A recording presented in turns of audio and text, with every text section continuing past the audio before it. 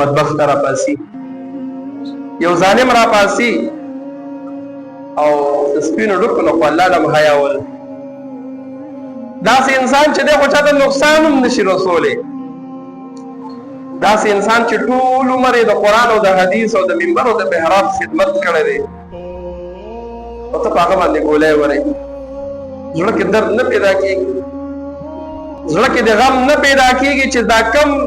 دا کم مشر او دا کم شیخ چې زه وجنم دی خو د حدیثو خدمت کوي دی خو د پیغمبر د وینا خلکو ته کوي دی خو د خلکو اصلاح کوي او بیا موجوده 4000 طلباء کرام د بخاري شریف ته د شیخ صاحب پاتې شو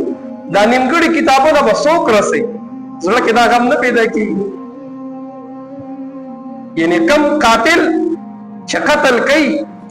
ته زړه کې دا نه و چې زه دا څوک وژنم د ده به بچي پیدا پاتې کېږي د ده به مور او پلار وي یعنی یو مور زه د مور نه را بچی په داسې حالت کې لېږم چې دا بچی د مور ډېر په ګران را لوی کړی دی او ته والا چې دنو په 100-200 په ګولۍ باندې چې دنو څه کې هغه والي دا غم درد د چا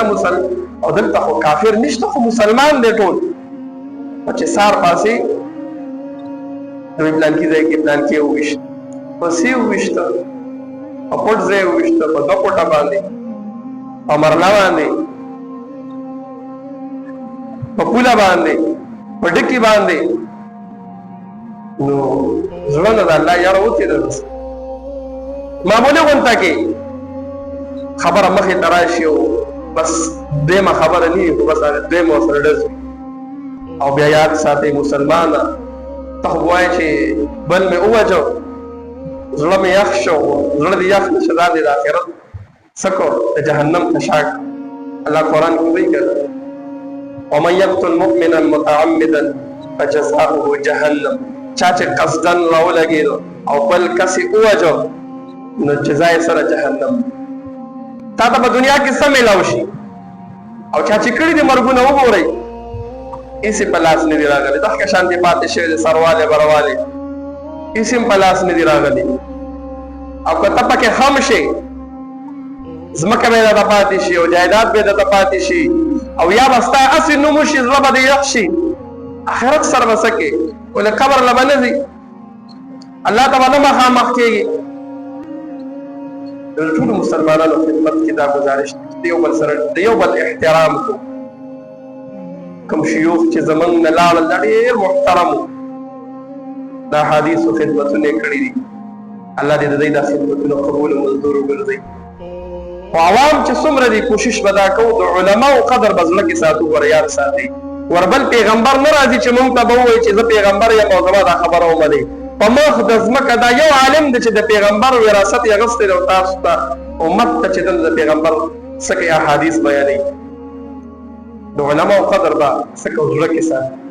د دې وجې رسول الله مبارک فرمایي یا طالب شه د یو درجه کې پاتې شه راولږه راشه قرآن زده که احادیث زده که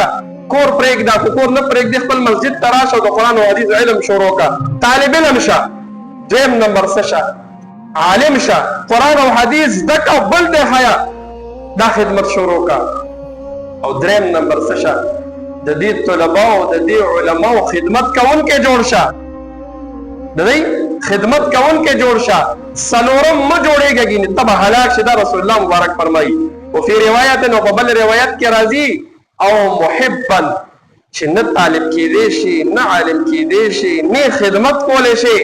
نو کم از کم زړه کې ورسره محبت ساته زړه کې ورسره څه ساته محبت ساته بغض ورسره مه ساته کینه ورسره مه ساته عالم دې تاله څه کوي دې تاله خپې نه وایي دې تا ته نقصان نه در رسوي دی خو کو تا ته کوي نه د پیغمبر حدیث به درته بیانوي د پیغمبر خبره به درته کوي ستا اصلاح به کوي ستا د ماشومانو اصلاح به کوي ستا بچو ته به قرآن ښیي او ته